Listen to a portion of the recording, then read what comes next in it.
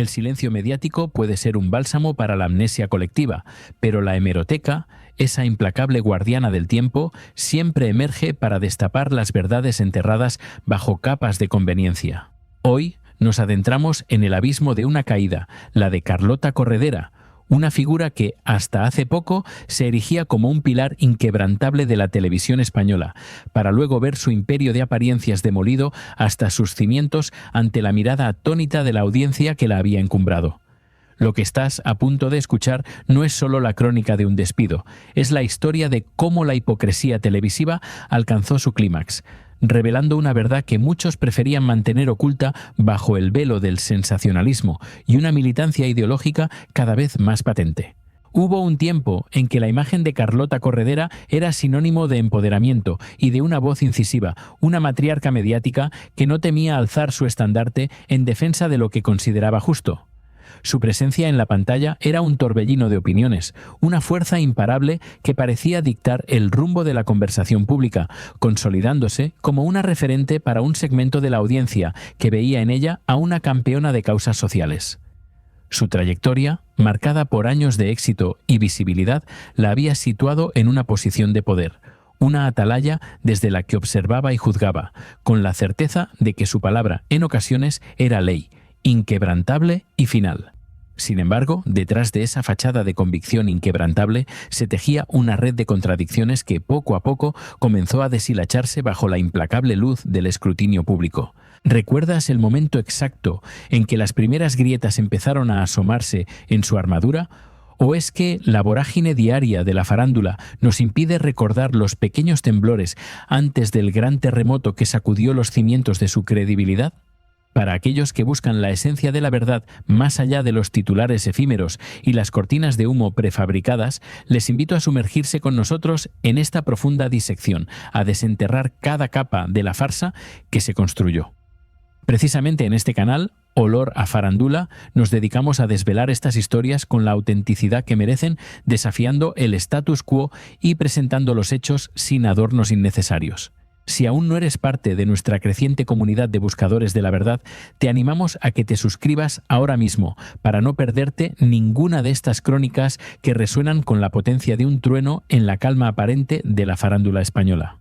Tu apoyo es el motor incansable que nos impulsa a seguir destapando lo que otros intentan silenciar, a construir un espacio donde la integridad periodística no sea una mera quimera, sino una realidad palpable y constante para todos. La caída de Carlota Corredera se gestó en el epicentro de un huracán mediático, un ciclón de rumores y especulaciones que la señalaban como la próxima en abandonar el plató de un programa icónico. Las voces, primero tímidas y luego estridentes, hablaban de una salida inminente, de un despido que se cocinaba a fuego lento en las altas esferas de la cadena, alimentando la incertidumbre y el morbo.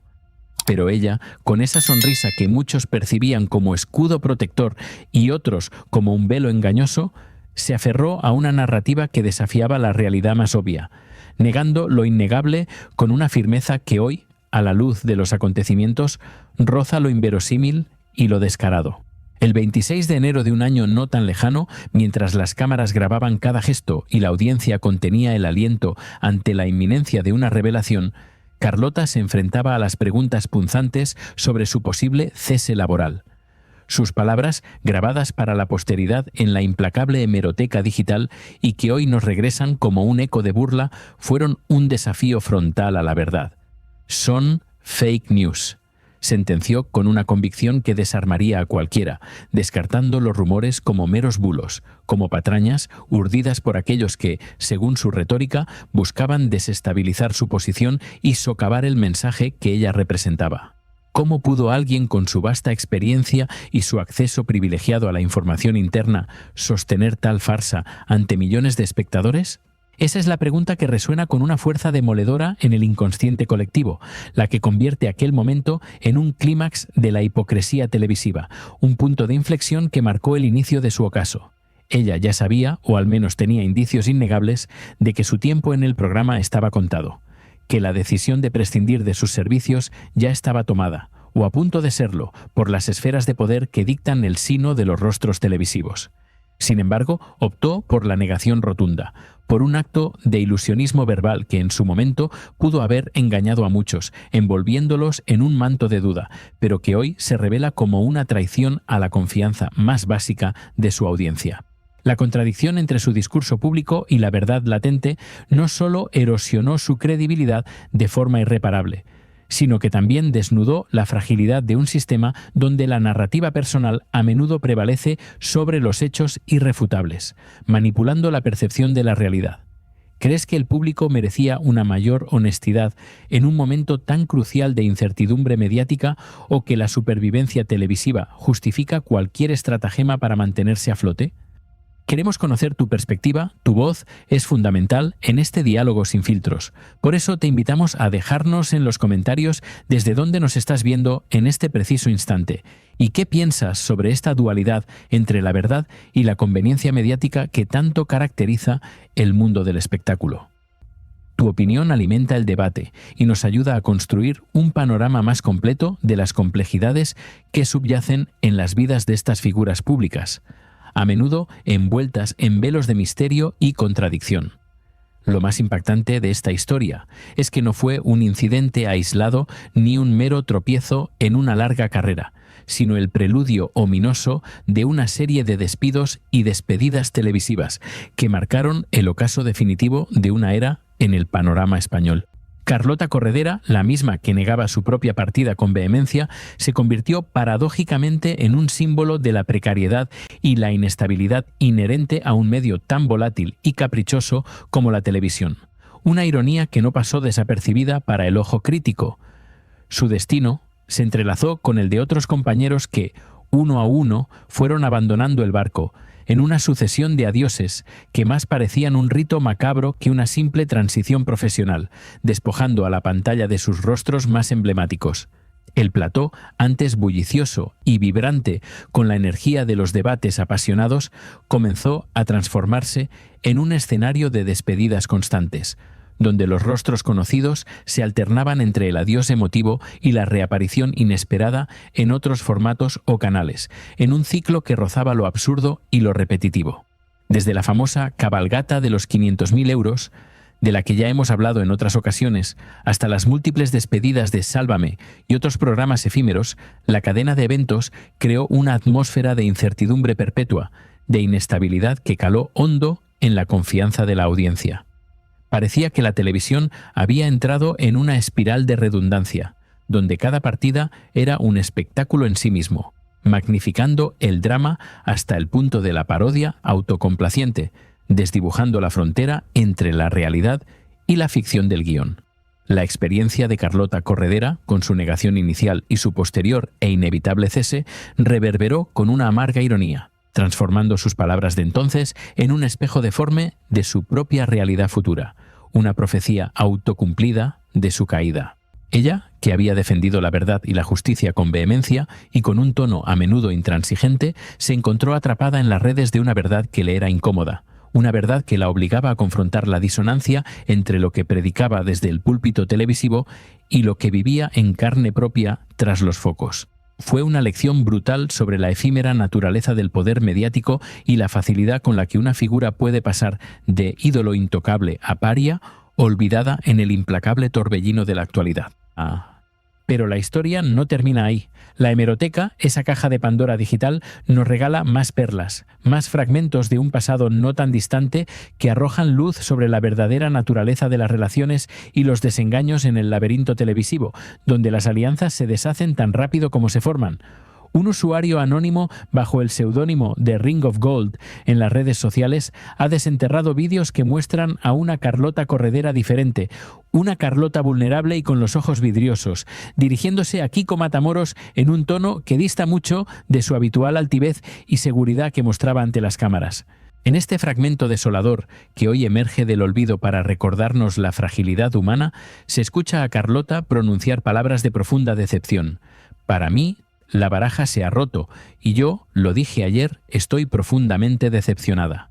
Un sentimiento de desilusión que chocaba frontalmente con la imagen de fortaleza inquebrantable que siempre había proyectado, dejando al descubierto una grieta en su invulnerable fachada. Su lamento revelaba la existencia de heridas profundas, de traiciones silenciadas que se agitaban bajo la superficie de la supuesta camaradería televisiva, demostrando que incluso los más poderosos pueden ser víctimas de las intrigas palaciegas y los juegos de poder internos. ¿Qué ocurrió realmente para que la baraja se rompiera de esa manera tan abrupta, para que el velo de la armonía se hiciera añicos entre figuras tan aparentemente unidas por lazos profesionales y personales? La conversación sugiere una ruptura de confianza irreparable, un punto de no retorno en sus relaciones profesionales y quizá personales, que la arrastró a un abismo de incertidumbre. La frase «Yo no he pedido en ningún momento no coincidir contigo», dicha con una mezcla palpable de tristeza y reproche, apunta directamente a una imposición, a una decisión ajena a su voluntad que la obligaba a distanciarse de ciertos compañeros, a una purga silenciosa de aquellos que no se alineaban. Parecía que le habían bajado los humos, como se sugiere en el análisis posterior de la situación, recordándole las consecuencias de su estilo confrontativo, de su tendencia a expulsar del plató a quienes no comulgaban con sus ideas, a ridiculizar sin piedad a quienes osaban disentir de su particular visión del mundo. El mensaje, tácito pero poderoso, era claro y contundente. Su visión de la realidad, su fervor ideológico exacerbado y su forma de abordar temas sensibles como el maltrato o el feminismo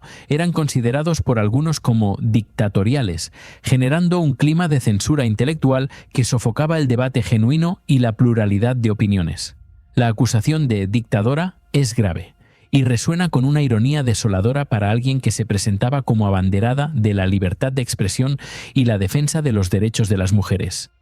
Año no tan lejano, mientras las cámaras grababan cada gesto y la audiencia contenía el aliento ante la inminencia de una revelación, Carlota se enfrentaba a las preguntas punzantes sobre su posible cese laboral. Sus palabras, grabadas para la posteridad en la implacable hemeroteca digital y que hoy nos regresan como un eco de burla, fueron un desafío frontal a la verdad. Son fake news, sentenció con una convicción que desarmaría a cualquiera, descartando los rumores como meros bulos, como patrañas urdidas por aquellos que, según su retórica, buscaban desestabilizar su posición y socavar el mensaje que ella representaba. ¿Cómo pudo alguien con su vasta experiencia y su acceso privilegiado a la información interna sostener tal farsa ante millones de espectadores? Esa es la pregunta que resuena con una fuerza demoledora en el inconsciente colectivo, la que convierte aquel momento en un clímax de la hipocresía televisiva, un punto de inflexión que marcó el inicio de su ocaso. Ella ya sabía, o al menos tenía indicios innegables, de que su tiempo en el programa estaba contado, que la decisión de prescindir de sus servicios ya estaba tomada, o a punto de serlo, por las esferas de poder que dictan el sino de los rostros televisivos. Sin embargo, optó por la negación rotunda, por un acto de ilusionismo verbal que en su momento pudo haber engañado a muchos, envolviéndolos en un manto de duda, pero que hoy se revela como una traición a la confianza más básica de su audiencia. La contradicción entre su discurso público y la verdad latente no solo erosionó su credibilidad de forma irreparable, sino que también desnudó la fragilidad de un sistema donde la narrativa personal a menudo prevalece sobre los hechos irrefutables, manipulando la percepción de la realidad. ¿Crees que el público merecía una mayor honestidad en un momento tan crucial de incertidumbre mediática, o que la supervivencia televisiva justifica cualquier estratagema para mantenerse a flote? Queremos conocer tu perspectiva. Tu voz es fundamental en este diálogo sin filtros. Por eso te invitamos a dejarnos en los comentarios desde dónde nos estás viendo en este preciso instante y qué piensas sobre esta dualidad entre la verdad y la conveniencia mediática que tanto caracteriza el mundo del espectáculo. Tu opinión alimenta el debate y nos ayuda a construir un panorama más completo de las complejidades que subyacen en las vidas de estas figuras públicas, a menudo envueltas en velos de misterio y contradicción. Lo más impactante de esta historia es que no fue un incidente aislado ni un mero tropiezo en una larga carrera, sino el preludio ominoso de una serie de despidos y despedidas televisivas que marcaron el ocaso definitivo de una era en el panorama español. Carlota Corredera, la misma que negaba su propia partida con vehemencia, se convirtió paradójicamente en un símbolo de la precariedad y la inestabilidad inherente a un medio tan volátil y caprichoso como la televisión, una ironía que no pasó desapercibida para el ojo crítico. Su destino se entrelazó con el de otros compañeros que, uno a uno, fueron abandonando el barco, en una sucesión de adioses que más parecían un rito macabro que una simple transición profesional, despojando a la pantalla de sus rostros más emblemáticos. El plató, antes bullicioso y vibrante con la energía de los debates apasionados, comenzó a transformarse en un escenario de despedidas constantes, donde los rostros conocidos se alternaban entre el adiós emotivo y la reaparición inesperada en otros formatos o canales, en un ciclo que rozaba lo absurdo y lo repetitivo. Desde la famosa cabalgata de los 500.000 euros, de la que ya hemos hablado en otras ocasiones, hasta las múltiples despedidas de Sálvame y otros programas efímeros, la cadena de eventos creó una atmósfera de incertidumbre perpetua, de inestabilidad que caló hondo en la confianza de la audiencia. Parecía que la televisión había entrado en una espiral de redundancia, donde cada partida era un espectáculo en sí mismo, magnificando el drama hasta el punto de la parodia autocomplaciente, desdibujando la frontera entre la realidad y la ficción del guión. La experiencia de Carlota Corredera, con su negación inicial y su posterior e inevitable cese, reverberó con una amarga ironía, pues transformando sus palabras de entonces en un espejo deforme de su propia realidad futura, una profecía autocumplida de su caída. Ella, que había defendido la verdad y la justicia con vehemencia y con un tono a menudo intransigente, se encontró atrapada en las redes de una verdad que le era incómoda, una verdad que la obligaba a confrontar la disonancia entre lo que predicaba desde el púlpito televisivo y lo que vivía en carne propia tras los focos. Fue una lección brutal sobre la efímera naturaleza del poder mediático y la facilidad con la que una figura puede pasar de ídolo intocable a paria olvidada en el implacable torbellino de la actualidad. Pero la historia no termina ahí. La hemeroteca, esa caja de Pandora digital, nos regala más perlas, más fragmentos de un pasado no tan distante que arrojan luz sobre la verdadera naturaleza de las relaciones y los desengaños en el laberinto televisivo, donde las alianzas se deshacen tan rápido como se forman. Y un usuario anónimo, bajo el seudónimo de Ring, Ena of Gold, en las redes sociales, ha desenterrado vídeos que muestran a una Carlota Corredera diferente, una Carlota vulnerable y con los ojos vidriosos, dirigiéndose a Kiko Matamoros en un tono que dista mucho de su habitual altivez y seguridad que mostraba ante las cámaras. En este fragmento desolador, que hoy emerge del olvido para recordarnos la fragilidad humana, se escucha a Carlota pronunciar palabras de profunda decepción. Para mí la baraja se ha roto, y yo, lo dije ayer, estoy profundamente decepcionada. Un sentimiento de desilusión que chocaba frontalmente con la imagen de fortaleza inquebrantable que siempre había proyectado, dejando al descubierto una grieta en su invulnerable fachada. Su lamento revelaba la existencia de heridas profundas y de traiciones silenciadas que se agitaban bajo la superficie de la supuesta camaradería televisiva, demostrando que incluso los más poderosos pueden ser víctimas de las intrigas palaciegas y los juegos de poder internos. ¿Qué ocurrió realmente para que la baraja se rompiera de esa manera tan abrupta, para que el velo de la armonía se hiciera añicos entre figuras tan aparentemente unidas por lazos profesionales y personales? La conversación sugiere una ruptura de confianza irreparable, un punto de no retorno en sus relaciones profesionales y quizá personales, que la arrastró a un abismo de incertidumbre. La frase «yo no he pedido en ningún momento no coincidir contigo», dicha con una mezcla palpable de tristeza y reproche, apunta directamente a una imposición, a una decisión ajena a su voluntad que la obligaba a distanciarse de ciertos compañeros, a una purga silenciosa de aquellos que no se alineaban. Parecía que le habían bajado los humos, como se sugiere en el análisis posterior de la situación,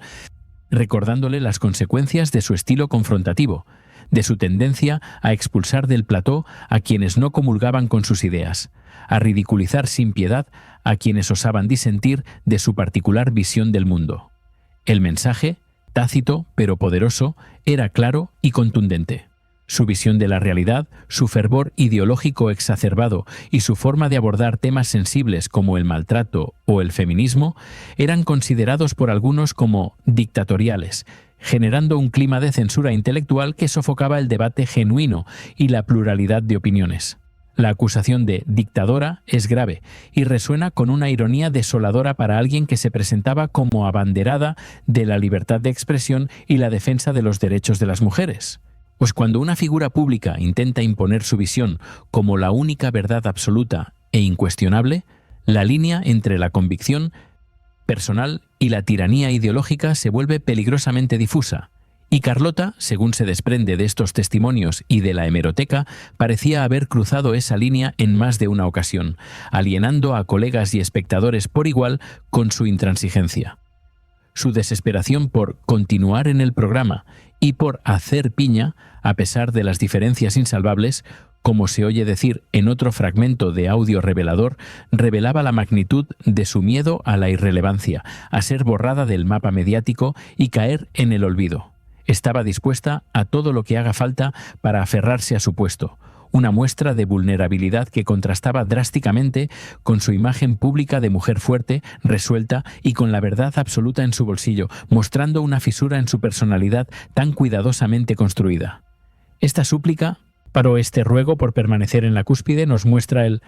lado más humano y frágil de una personalidad que siempre se había mostrado impenetrable, un grito de auxilio en medio de la tormenta. Pero, ¿fue su lucha por la continuidad un acto de resistencia genuina en pos de sus ideales o un intento desesperado por preservar un estatus insostenible y unos privilegios económicos? La historia y los hechos posteriores parecen inclinarse con una claridad meridiana hacia lo segundo. El despido final, aquel que ella negó tan rotundamente con una sonrisa en el rostro, llegó como un mazazo ineludible e irrevocable, confirmando que la baraja ya se había roto por completo y que su tiempo en la cúspide había llegado a su fin.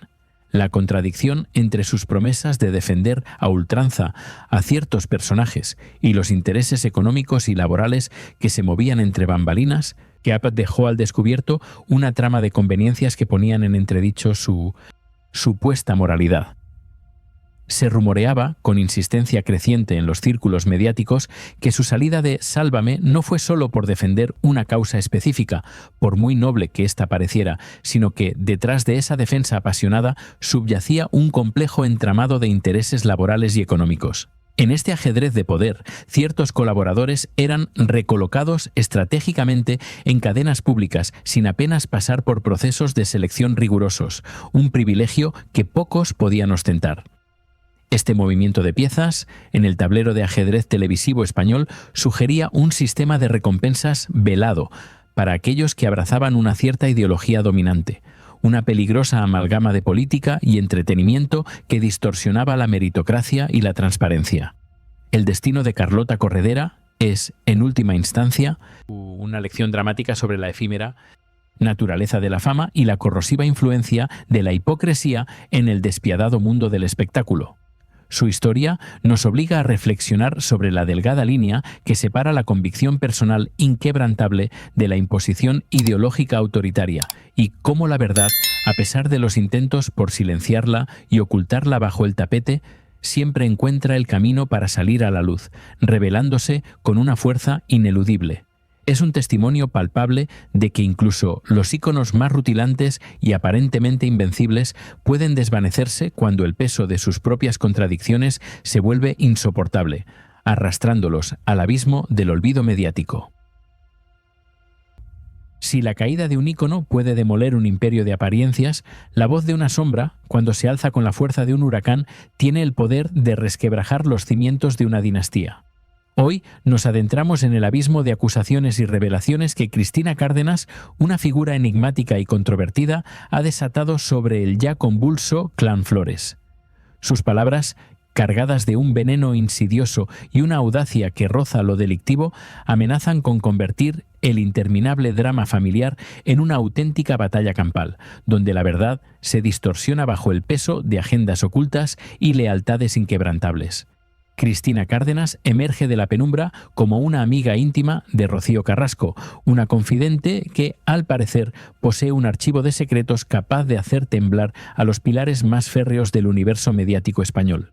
Su presencia pública no es la de una mera espectadora, sino la de una participante activa, una narradora que no solo relata los acontecimientos, sino que los manipula y los retuerce con una habilidad inquietante. Su retórica, a menudo desenfrenada y sin filtros, la ha posicionado como una pieza clave en el rompecabezas de esta saga, una voz que no teme enfrentarse a los gigantes mediáticos con revelaciones incendiarias. El punto de ignición de esta nueva conflagración llegó con una declaración que dejó a la audiencia sin aliento, una afirmación tan audaz que muchos se preguntaron si no traspasaba ya los límites de la difamación y el acoso. Cristina Cárdenas, con una impunidad que estremece, lanzó al aire la acusación de que David Flores, el hijo de Antonio David, había maltratado a su madre, Rocío Carrasco. Esta aseveración,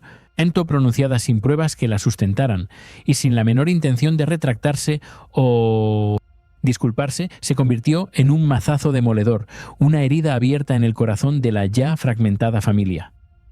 ¿Podemos concebir la magnitud de un ataque tan personal, tan cruel, lanzado sin aparente fundamento desde una plataforma pública? Esta afirmación, por su extrema gravedad, no solo busca el escándalo inmediato, sino que busca anclar una narrativa destructiva en la mente de la audiencia, sembrando la duda y la indignación. Es un golpe bajo, calculado para desestabilizar no solo a David Flores, sino a toda la estructura de apoyo y la imagen pública de su padre, Antonio David, envolviendo a los involucrados en una telaraña de sospechas que resultan casi imposibles de desenredar, incluso para el ojo más experimentado. La gravedad de sus palabras, en cualquier otro contexto, habría suscitado una ola de condenas y consecuencias legales inmediatas, pero en el intrincado universo de la televisión del corazón, las reglas parecen difuminarse. La impunidad con la que Cristina Cárdenas articuló una acusación tan seria, sin aportar ni una sola prueba contundente, desafía los principios más básicos de la justicia y la ética periodística, dejando al descubierto una preocupante laxitud en los límites del espectáculo. Es un reflejo crudo de cómo la búsqueda del sensacionalismo puede pisotear la presunción de inocencia y el derecho al honor, arrastrando nombres y reputaciones por el fango sin miramientos ni pudor. Pero la verdadera bomba, la que busca dinamitar por completo cualquier vestigio de paz en la familia Flores, llegó en forma de una propuesta incendiaria, un desafío directo a Rocío Flores. Cristina Cárdenas, con una teatralidad calculada, invitó a la joven a viajar a Barcelona para escuchar la cinta de la paliza, que, según ella, demostraría el supuesto maltrato de Antonio David Flores a Rocío Carrasco. La oferta, envuelta en un manto de aparente buena fe, era en realidad un ultimátum, una trampa mediática cuidadosamente diseñada para forzar una confrontación pública de consecuencias impredecibles y devastadoras para todos los involucrados, especialmente para Rocío Flores, quien se ha visto atrapada en el centro de este huracán familiar. La intención detrás de esta invitación no es la de buscar la verdad, sino la de generar un espectáculo aún mayor, la de obligar a Rocío Flores a tomar una posición pública y traumática frente a sus propios lazos familiares. La sugerencia de llevar 2 o 3 personas de testigos no hace más que confirmar el carácter performático de la propuesta, convirtiendo un asunto de extrema sensibilidad personal en un circo mediático, a un acto público donde la dignidad queda relegada a un segundo plano. ¿Acaso no es este el culmen de la manipulación, el intento descarado de arrastrar a una joven al ojo del huracán para satisfacer una sed insaciable de drama y controversia sin importar el coste emocional que esto pueda acarrearle? Este no es el primer intento de Cristina Cárdenas por instrumentalizar la supuesta cinta de la paliza. Un eco del pasado resuena con fuerza al recordar su anterior aproximación a Marta Riesco, la expareja de Antonio David Flores, con una propuesta idéntica. Cárdenas relata con detalle cómo se puso en contacto con Riesco cuando ésta se encontraba en un momento de vulnerabilidad extrema, tras una ruptura sentimental que la dejó expuesta ante los focos, buscando explotar su dolor para sus propios fines. La historia de Marta Riesco, aunque desestimada en su momento, hoy cobra una nueva dimensión. nada revelando un patrón de comportamiento por parte de Cárdenas que busca explotar las debilidades ajenas para sus fines. La narración de Cristina Cárdenas sobre el episodio con Marta Riesco es reveladora.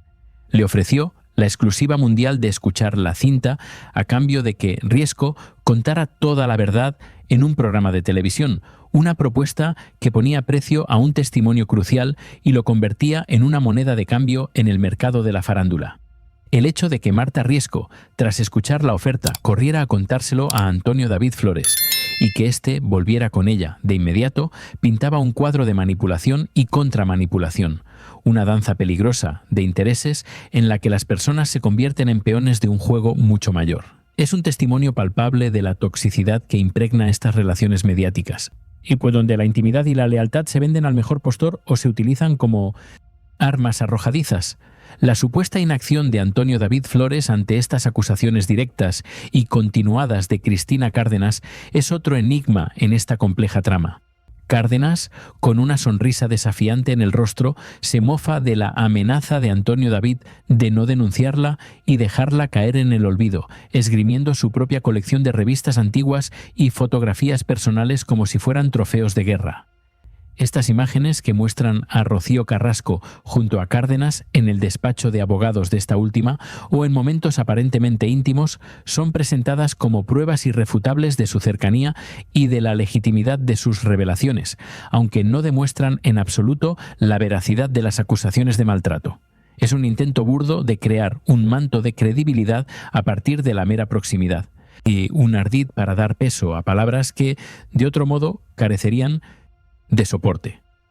La exhibición de estas fotografías y recortes de prensa, lejos de aportar claridad, profundiza en la atmósfera de ambigüedad y sospecha. Cárdenas, con un gesto casi macabro, muestra con orgullo titulares antiguos donde Antonio David Flores habla de Rocío,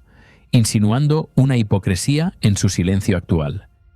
Es una forma de mantener viva la llama de la controversia, de recordarle al público que la historia de la familia Flores está tejida con hilos de dolor, traición y un incesante escrutinio mediático. La frialdad con la que desentierra el pasado, como un arqueólogo de la desgracia ajena, deja un sabor amargo, evidenciando una falta de empatía alarmante y una obsesión por el conflicto. En este torbellino de acusaciones y revelaciones,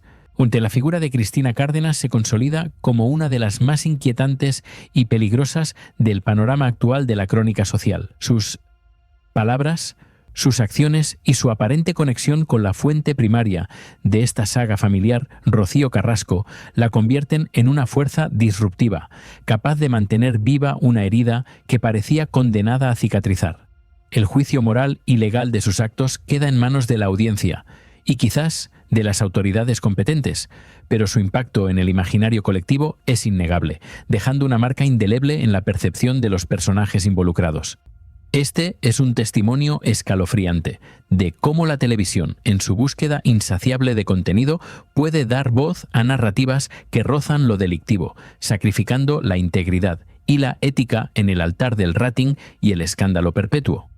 La historia de Cristina Cárdenas y el clan Flores nos obliga a mirar de frente los límites de la decencia y la moralidad en los medios, preguntándonos hasta qué punto estamos dispuestos a ser cómplices de un drama que parece no tener fin, un drama que se nutre del dolor ajeno y se perpetúa con cada nueva revelación, por más cuestionable que ésta sea. Es una reflexión sombría sobre el poder de las palabras y la responsabilidad de quienes las emiten, especialmente cuando éstas tienen el potencial de destruir vidas. Pero este es solo un fragmento de la intrincada telaraña que envuelve a la farándula española. Un recordatorio de que bajo el brillo de los focos se esconden historias de dolor, traición y una búsqueda implacable de la verdad que a menudo es más perturbadora que la ficción. Si estas crónicas te invitan a la reflexión y deseas seguir desvelando los secretos más oscuros del mundo del espectáculo con la autenticidad que nos caracteriza, te animamos a que te suscribas a Olor a Farándula. Tu apoyo es crucial para que sigamos ofreciendo un espacio donde la verdad, por incómoda que